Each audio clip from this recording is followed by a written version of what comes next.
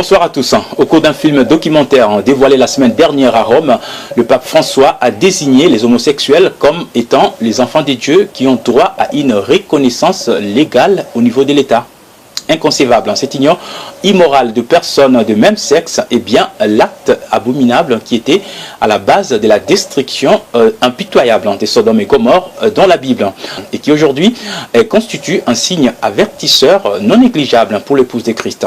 Anna Kisala. C'est la première fois dans l'histoire de l'Église catholique romaine qu'un pape plaide pour un acte homosexuel de solidarité. Les personnes homosexuelles ont le droit de faire partie d'une famille, ils sont enfants de Dieu. Voilà les mots très abominables prononcés par le pape François dans un documentaire présenté mercredi à Rome, où il s'est dit d'accord à l'union civile pour les homosexuels. Ce n'est toutefois pas une surprise, car le pape François lui-même avait validé en 2014 la possibilité pour l'Église catholique de reconnaître l'amour des couples homosexuels dans le document préparatoire du synode sur la famille.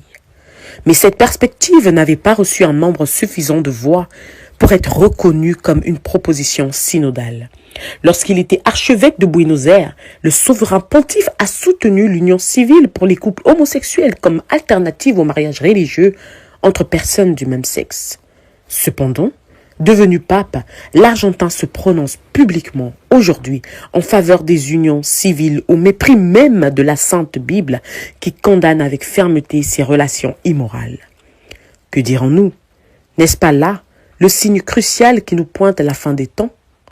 Car l'homosexualité est bien ce péché le plus pervers qui a précédé à l'impitoyable destruction de Sodome et Gomorrhe.